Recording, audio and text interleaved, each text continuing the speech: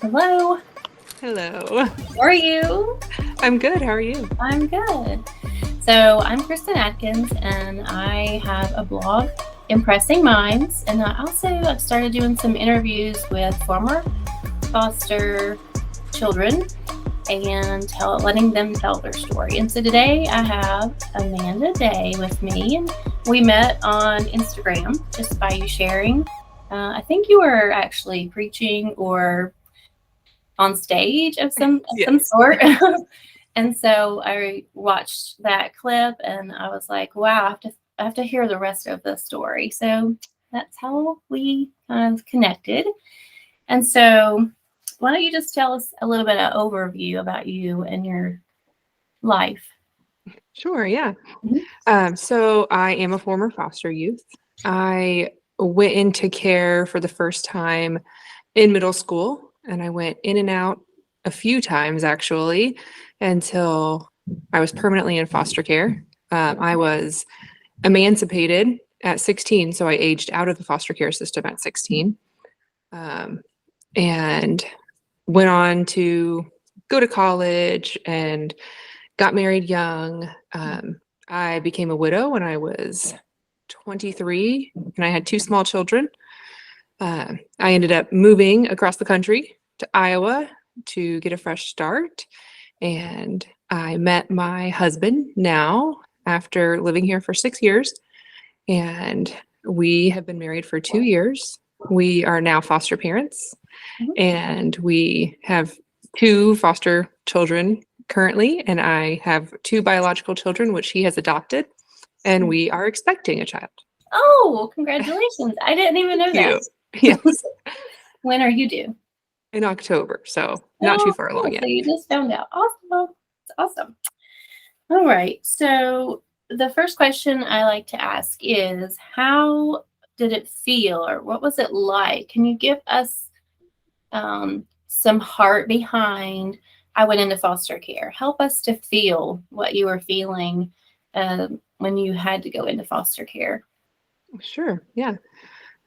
So my biological father had passed away when I was 10, and so I lived with my mother. My mother grew up with a lot of abuse and trauma. There's just a lot of pain there. Mhm. Um, and that ultimately drove her to become a drug addict. And so that was the situation I was in. Me and my little sister, my mom was a drug addict. We lived in basically drug houses, um, and went through abuse, neglect. Um, it was just a very, very dark and painful situation. And so I eventually told a counselor and asking for help. I wanted the help. Um, and so that kind of started the process of going into foster care for the first time. We were pretty fortunate because a family friend Mhm. wanted to keep us. And so in Georgia back then, you didn't have to be a foster parent as long as you had parental approval, kind of like suitable other placement. Mhm. Um, so we did that, and but there was motivation for my mom Mhm. because my sister and I received Social Security because my father had passed away. And so my mom got us back several times actually. And each time she got us back, the situation actually got worse and worse and worse, um, until ultimately the last time she just disappeared. She actually left me at home. She took my sister and just left. She was running from the police. She had new current boyfriend. Mhm. And so I was home alone, 13, and I ended up staying there for a couple weeks by myself, Mhm. uh, until ultimately, the police found me and I went into care. But this time there was no parental approval for the family friend. And so I ended up bouncing around in different foster homes, different temporary placements for about 10 months Mhm. until that family friend actually became a certified foster parent so that they could take me. That's So awesome. um, I ended up back there, and eventually we were able to get my sister from my mom, and my sister lived there as well. And so that's kind of how I got into the foster care system and what my situation was. Mm-hmm. Did you, when you were telling that counselor initially, did you realize that that might be what happened, that you'd be removed from your mom, or was you just trying to get help, like help for my mom? No, I knew we'd get removed. Okay. Well, so that was a very brave thing to do, but necessary. Even as a child, you know, some things are right and some things are wrong. Yeah. So what were the feelings that you were having? Say, so since you knew that family friend, it's a little different, but what about when you went to, say, a stranger's home for that first Mhm. time? What were you feeling? Just walk us through that. Yeah, it was extremely intimidating for me. Um, but I was a very difficult child at this point. Okay. Um, to put it nicely, I was very just hardened from all the things that I had been through. My heart was just very much blocked from relationships. And so I did not connect with the foster families. I did not try to connect with the foster families. I knew that they were temporary. And, at this point, I had been through the ultimate rejection Mhm. where my mom left voluntarily and Wow. said, I don't want you anymore. So when you experience a rejection that's that deep, you just assume that nobody else wants you. As a child, that's just what that says. And so Mhm. I just had this filter of every single family that I was with, including the family friend, Mhm. that they didn't really want me. They were just doing the right thing, or they were just, doing it Mhm. because I had nowhere else to go. Yeah, out of And so, pity, what was maybe that? like out of pity. Yeah. Yeah. And so I always felt like I was just kind of charity. Mhm. And so I acted very tough, um, but I was terrified. Mhm. And I was just surviving, I think, Mhm. basically just in survival mode the whole time. Mhm. Yeah, I can imagine, because if you're all by yourself, especially without your sister, your sibling, and your mom took her, so did that speak even louder to you? Like, was that even more of a rejection because she had taken the little sister, Oh, do yeah, you think? definitely. I mean, Yeah. she made it very clear that I was the problem. I was the Mhm. problem child. I was the one that always caused trouble for her because I was Mhm. the one that spoke out against what she was doing. Mm. And so eventually it just wasn't worth it for her anymore and she left. Mm. Okay. Um, so what did the foster parents, for example, when you went to, looking back, when you went to those strangers' houses, what did they do well that made you eventually maybe want to become a foster parent? Did they do anything overwhelmingly like, wow, or were they just kind of there for you? Tell us about what they did well. I would speak more about my family friend that became foster parents Okay. because they did a lot of things well. Okay. Um, the other placements, I really wasn't there long enough Mhm. to have any type of close relationship or healing. Mhm. But the family friend that became my foster family, I mean, they did so many things right for me, Mhm. including just unconditional love. They separated my behaviors from who they knew that I was, and they just accepted all of it. There was no like condition, you have to behave this way. We have this expectation, otherwise we can't take care of you anymore. You can't live here anymore. I never felt like I could do anything to break that. Mhm. relationship. And so they just made me feel very secure and loved me unconditionally. And I did act out. I mean, I acted out a lot. And especially at first. And, they reacted to the behavior. I had consequences for the behavior, but it was Mhm. absolutely the same as it would be for any of their biological children. And so Mhm. I never felt different at all. Mhm. Are you still in contact with them today? Do they still have a relationship with you? Yeah, I do. Yeah. Oh, that's And awesome. and That's I will say, like, I really wish that I could say, like, they were enough Mhm. to heal all the trauma, right? I wish I could say that it was happily ever after, but the truth is, ultimately, I rejected them anyway. Mhm.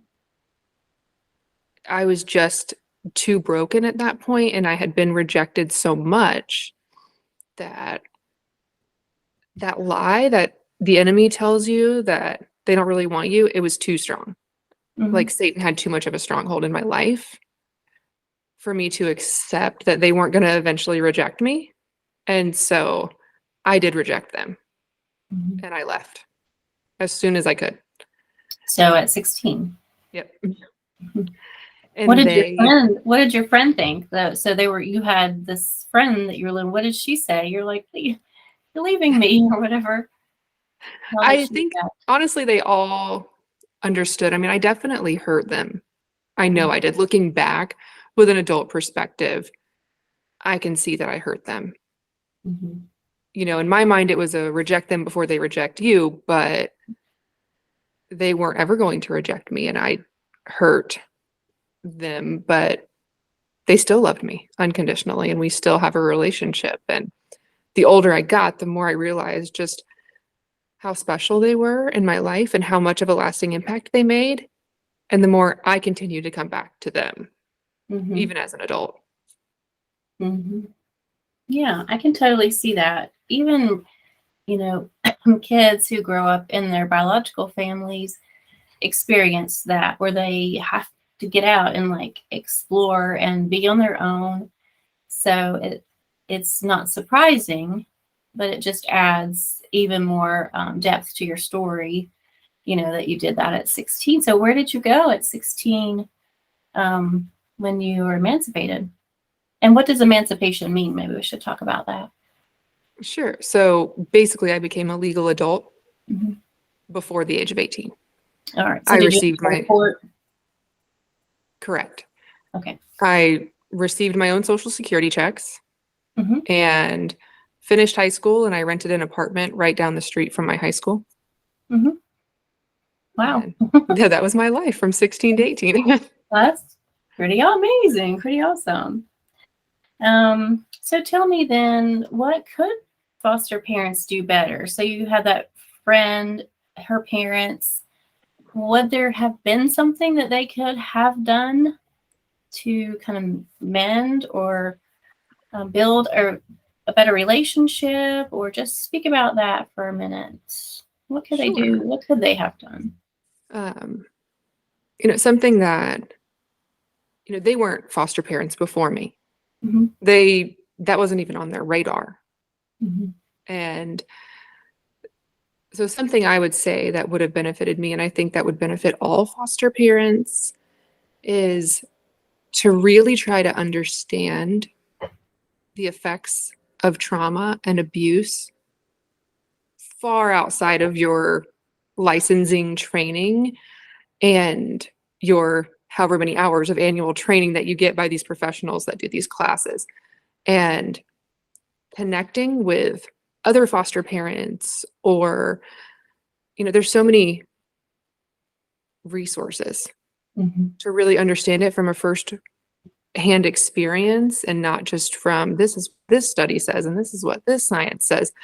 And we Hmm. really get to know these people and really dig into their experiences, because so much of what I did was a direct result of this trauma and this inability to form relationships. Hmm. And I didn't recognize it. They didn't recognize it. They knew obviously that I had like issues, right? Like she has issues, but nobody understood the core of it. Mhm. So therefore nobody could really help me. And Mhm. so I didn't really heal until I was an adult. Mhm. Did they take you to therapy or counseling or anything while you were with them, or any foster care? Well, Home? I had court ordered therapy like Mhm. most foster children do. Mhm. Um, but it did pretty much nothing for me, to be Mhm. honest. I wasn't willing to open up to this person, and this person didn't know how to break through those guards that I had up. So Right. I went and I talked and I left. And to be honest, as an adult, almost 20 years later, I don't even remember what those counseling sessions were about. Yeah. Um, it's almost like a lot of people go into therapy or counseling or that field, but they don't have any lived experience with the problems that they're helping to solve. And like you said, even though you've read it from a book or you listened to a lecture or you watched a documentary or something, it's not as good, or it would be better to have both than lived experience. So, and Yeah. getting together with other foster families, I really agree with that a lot, because that would be or would have been my therapy, getting Yeah. with someone else who has walked in my shoes, or we're walking at the same time going through those things. Yeah. So I understand about the therapy, especially if you don't get the right therapist who doesn't have the Yes. experience, and we've come a long way. I'm not sure what year you were in foster care, but like I feel like in the last 5 years or 10 years, there have been so many podcasts and different things more about trauma, and we Yes, I understand it. totally agree. I know, it's just like everywhere you look now, almost. Yeah. Um, Trauma informed workplaces and trauma informed schools, and so we're doing better. Um, Yeah. It's a huge blessing. And that's why I yeah. say, like, there are resources out there. You just have to find them. Mhm. And there are really good, solid ones that have helped me not only heal from my own trauma, but helped me as a foster parent now. Mhm. Yeah. Do you have any that you'd like to share, or do you know any right off that you want to share? Sure. Attachment nerd. She's Okay. phenomenal at understanding attachment and attachment disorder. Mm-hmm. Foster the Family. Mm-hmm. Jamie Finn is fantastic. And I'm learning from her on a regular basis still. Mm-hmm. Foster Parenting on Yeah. Instagram and Foster the Teens. I love both of them. And Yeah. um, just constantly am learning more from their experiences. Mm-hmm. Yeah. I think that even on social media, when you follow other people, it just helps to know, like, there are other people going through this same situation, and they're keeping on. I can keep on doing what we're called to do. So the last question I have is a very long question, but like, can you explain about your faith? And when did you start? I mean, it sounds like you have a lot of unbelievers in your biological family, perhaps. I But do, when did yes. you get exposed to and start the walk of faith? Um, Sure. Yeah, and, I'd love to talk about that. okay, cool. Um, so my foster family did expose me to Christianity, but I completely rejected it. Mhm. I grew up in an unbelieving household full of sin and just dysfunction. Mhm. And so I had this extreme bitterness towards the Lord that if there was a God, then he hated me, so I hated him. And that Mhm. was my attitude. And I held that attitude through high school, college. Um, I married very young. I had kids very young. And really out of a desire to fill that void, Satan tells you one lie after another, well, this will fix it. Well, that didn't. Well, this will fix it. Well, that didn't. So, yeah, I dove into marriage without knowing what I was doing at all. And, that still didn't fix it. There was a lot of pain and dysfunction in that marriage. My first husband had mental health issues and he had PTSD from the military. And so ultimately, his mental health issues led to his passing. And it wasn't until that point that I completely hit rock bottom in my life. And I was what I felt like was completely alone. And I had 2 kids under the age of 3. And it was very tragic and dramatic circumstances surrounding his death. And so I was just very low. And that's when some distant relatives that were not a very close part of my life at all of a sudden just interjected themselves into my life. And, we had hardly spoken. I kind of thought they were just kind of stuck up Christian people. And they said, God put it on our hearts to be involved in your life. So here we are. And they helped me, radically change the direction of my life and gave me peace when there was so much chaos and persecution and just pain. I was so drawn to the love and the peace that they had. And so then I started spending every weekend at their house with my kids. And I was just so desiring that for myself. I didn't even know what it was. I just desired it. And so eventually spending weekends at their house led to going to church with them. And I remember just like crying and crying at church, not talking to anybody, didn't want to talk to anybody. But all these people were praying for me, and all of these people started telling me their stories. And I always thought that you were only a Christian if your life was good. And all of these people started telling me their stories, and they were so full of pain and tragedy. And when you're going through something hard, people tend to be more vulnerable with you. And that vulnerability from that church and those people just really opened my eyes to who God really was and how much he heals and restores and walks with these people through all the pain and the bad in their life. And so I just remember breaking down and really accepting Christ for the first time. And after that point, every single thing in my life radically changed. My circumstances did not get better, but I was getting better.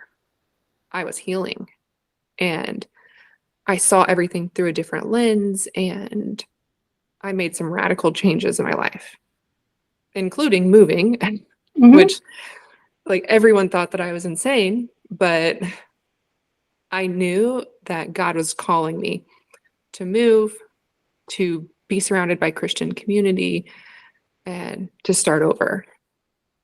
And that act of obedience led to a radically different life today, and a radically different life for my children, where they know the Lord, and we're living for the first time, the first generation, radically different than every generation I know previously. And so that's only an act of God. And I'm now a pastor's wife and a foster parent. And so, life can radically change. It's just a wonderful testimony, and like how your lenses have been changed, and you see everything differently than you did before. Before, it sounds like you were almost focused on the rejection, and now you're focused on like God's acceptance instead of rejection. Yeah, absolutely. Yeah. awesome. So they didn't push the gospel on you. They didn't push religion or anything. They just lived life with you, and you kind of fell in love with that peace. And perhaps you thought, this is the kind of family I want for my children as they're growing up. Yeah, they did. And they invited me to church, and they definitely were teaching me about the gospel. And I remember, more than anything, it was just the sacrifice of their time that they were willing to give me. Because when I started seeking the Lord, even before I had really accepted him, I started studying the Bible. Like, I wanted to figure it out, because I didn't know.